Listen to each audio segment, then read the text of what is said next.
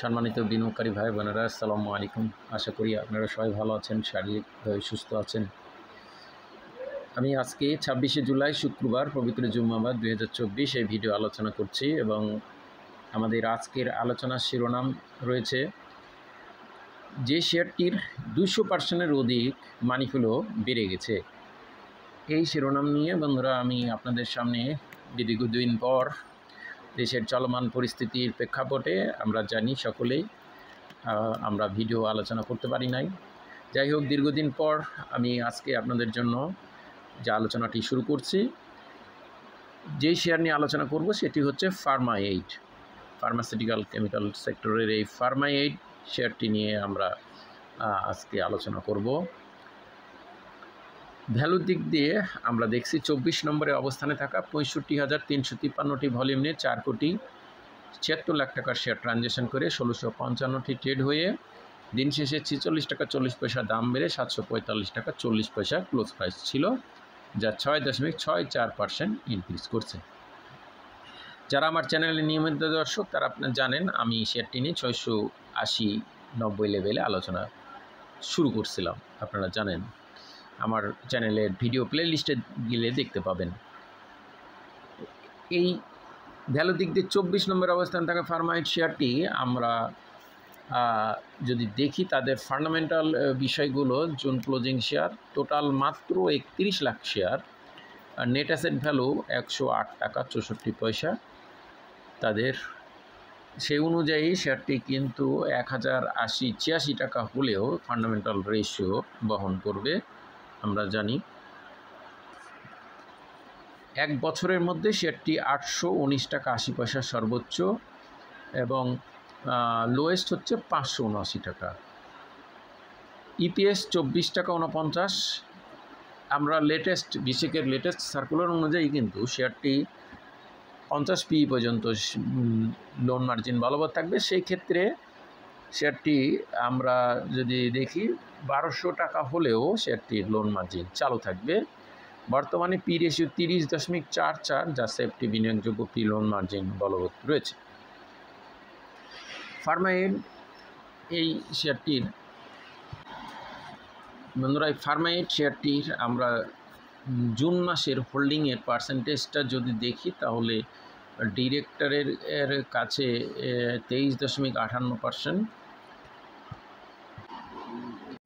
আমরা যদি এই ফার্মা-এইড শেয়ারটির টেকনিক্যাল বিশ্লেষণে দেখি বন্ধুরা, আমাদের আজকের যে শিরোনাম 200%-এর অধিক মানি ফ্লো বেড়ে গেছে, সেটা আমরা প্রথমে আপনাদেরকে দেখাবো। মানি ফ্লো দেখুন, এই ফার্মা-এইড শেয়ারটির মানি ফ্লোটা যদি আমরা দেখি তাহলে দেখব গত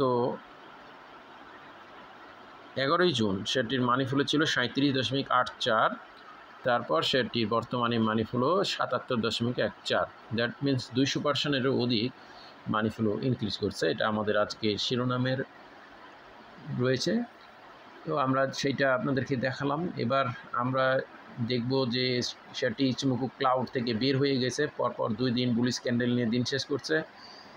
সুপার ট্রেন্ড অলরেডি গ্রিন সিগনালে কনভার্ট হয়েছে। দেখুন, গত 3 জুলাই থেকে super trend green signal buy সিগন্যালে কনভার্ট হয়েছে।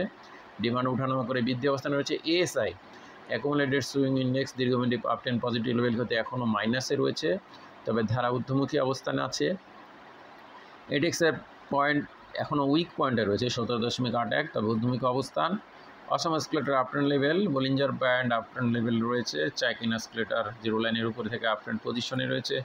Fisher transform blue line orange থেকে ডিস্টেন্সে রয়েছে এবং সুপার আপ ট্রেন্ড লেভেলে রয়েছে। ম্যাকডি ইন্ডিকেটারও আমরা দেখছি super strong up trend level, blue line zero line থেকে উপরে এবং ব্লু লাইন অরেঞ্জ লাইন থেকে উপরে রয়েছে। মেজরিটি রুল এখনও 50 ক্রস করে নেয়। মাস ইন্ডেক্স আমরা দেখছি আপ ট্রেন্ড পজিশন।